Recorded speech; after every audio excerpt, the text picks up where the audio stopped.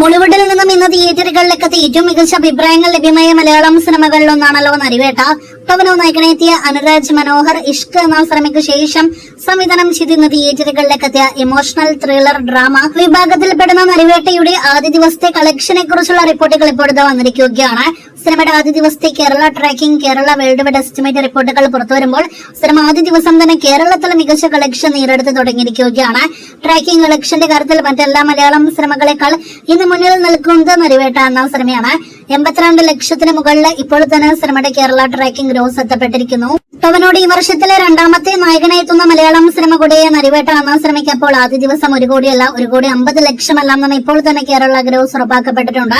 1,60 ലക്ഷം 2 കോടി റേഞ്ചിലാണ് സിനിമയ്ക്ക് ആദ്യ ദിവസം കേരളത്തിൽ മാത്രം ഗ്രോസ് കളക്ഷൻ പ്രതീക്ഷിക്കുന്നത്. അപ്പോൾ നമ്മുടെ കേരളത്തിൽ തന്നെ കേരളത്തിലെ യഥാർത്ഥ സംഭവം ആസ്പദമാക്കി തിയേറ്ററുകളിലേക്ക് എത്തിയ സിനിമയ്ക്ക് ആദ്യ ദിവസം മികച്ച കളക്ഷൻ വരുന്നു. ബുക്കിംഗ് എല്ലാം തന്നെ ഇപ്പോഴും മികച്ച രീതിയിൽ മുന്നേറിക്കൊണ്ടിരിക്കുന്ന സിനിമയ്ക്ക് ആദ്യ ദിവസം വേൾഡ് വൈഡ് ഗ്രോസ് 3 കോടിയോളമാണ് പ്രതീക്ഷിക്കുന്നത്.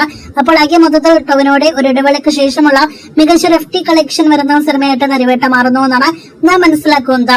അടുത്ത ദിവസങ്ങളിലും ഇതേ രീതിയിൽ സിനിമയ്ക്ക് മുന്നേറാൻ കഴിയട്ടെ എന്ന് ആശംസിക്കാം. കാത്തിരിക്കൂ നരിവേട്ടയുടെ അടുത്ത ദിവസങ്ങളിലെ കളക്ഷനായിട്ട്.